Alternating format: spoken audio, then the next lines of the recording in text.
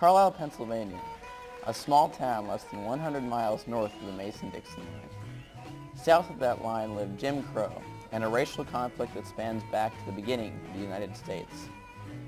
Blatant segregation in voting, neighborhood development, public spaces, and education drew a solid color line into the South, leaving a bitter legacy behind. However, this kind of segregation and discrimination was not unique to the South. Racial conflict was alive and well in states north of the Dixon Line also, including the state of Pennsylvania.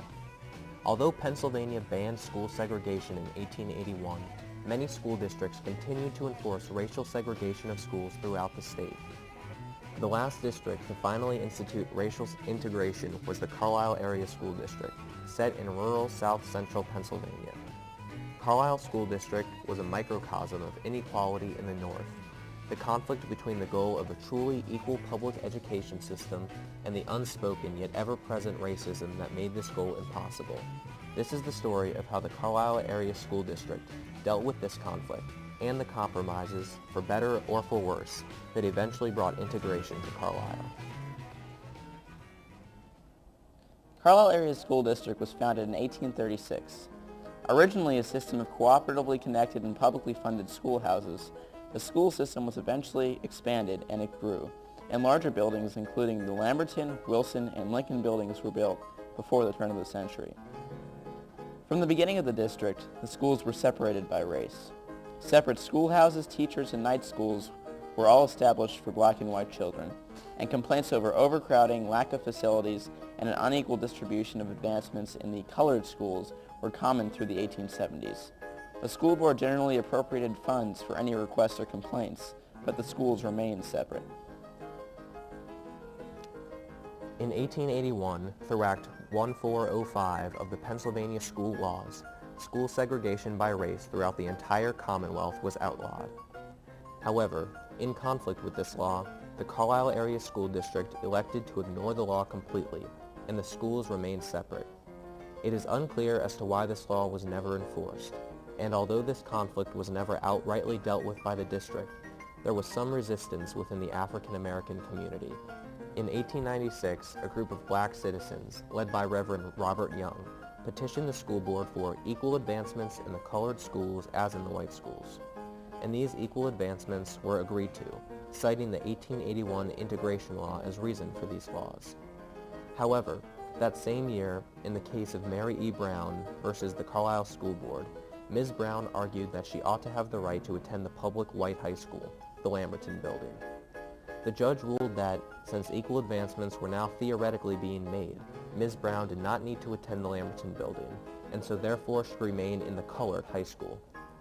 In 1916, a similar case was brought against the school board and Superintendent Wagner by Mr. Henry Young and his son, Earl Young. Once again, the courts decided that Earl Young did not have the right to attend the white high school. Despite the statewide law enacted 35 years earlier, no compromise regarding the admission of either of these black children into the white schools could be reached. In 1919, 38 years after school segregation had been outlawed in Pennsylvania, the separate colored high school, the Lincoln Building, was discontinued. It is unclear as to exactly why the school board elected to integrate the high school at this particular point, although the motive seems to have been more financial than anything else. Graduating classes at the Lincoln Building tended to be in the single digits, generally below 5. The evening paper reported that the school board had decided to discontinue the school because the cost of the school had become burdensome and excessive, and that the school would now be used as a primary school. Was this truly a resolution to the conflict between the Pennsylvania state law and the school district's policy? The black schools always received the books from the other schools. They had been used 3 or 4 years, and of course the children's names would be on them, and then we would get what was sort of left over. During the time period after the high school was integrated, but before the grade schools were integrated, many of the black students from the grade schools did not progress to the high school. And we were held back. I was held back a couple of years because they only allowed 2 at a time to go to high school when they did open it up. There are conflicting reports as to why this was. but it is clear that the students from the black grade school were somehow selected to go to the high school. Yeah, the whole town was segregated. Period. We was sort of Jim Crow here. Even after black pupils were allowed into the high school, opportunities remained unequal. Black students were consistently tracked to the commercial class instead of the academic track. Also, many of the clubs and sports teams were unofficially segregated and unattainable for the black students. Football and basketball players were consistently slated as second string to the white players, regardless of athletic ability. For years, there was only one or two blacks on the floor, like in basketball, Right. where now, you have 4 or 5. Right.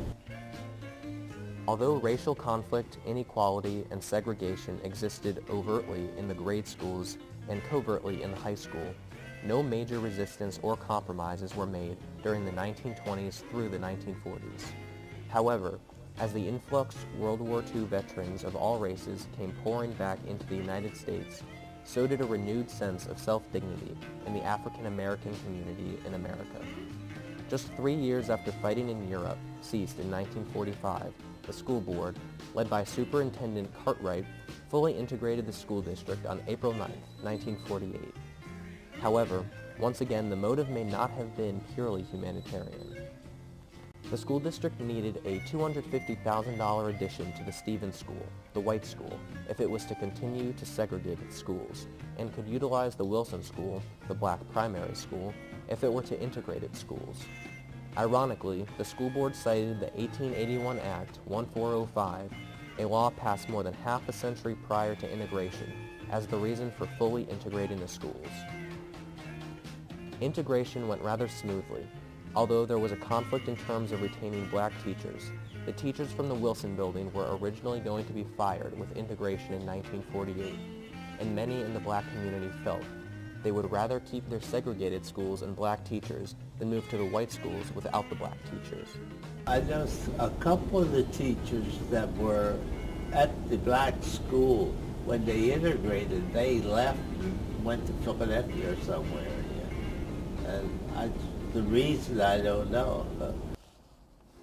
Although racial discrimination in the Carlisle School District ended in 1948, the legacy of Carlisle's divided racial past lingered into the 60s, 70s, and to some extent the present day. But our daughter said she wanted to go to the University of Virginia. Well, the counselor told her there was no use of applying because they already had 6 white students that had applied. And of course, University of Virginia was only going to accept 2. The Carlisle School District has endured a past of truly unequal distribution of opportunities and advancements. The conflict between social pressures and inequalities within the community and the ability to create a truly equal school system was never outrightly dealt with, and the compromises that resulted were often simply financially motivated. Also, the conflict between a clear law outlawing school segregation and the act of blatant segregation in the Carlisle School District took over 60 years to resolve. Perhaps, as Marcus Hodge points out, this was a result of implicit racism, a signature of Northern racial relations. In the South, they told you that you can only go here or you can't do the other. Right. Where here, they just sort of smoothed it over. And if you didn't let anything come up, it just went along with the program, so Right. to speak. Whatever the case may be, it is clear that the integration of the Carlisle School District was ripe with conflict, contradictions, and often overdue compromises, and a real example of the causes and effects of conflict and compromise in history.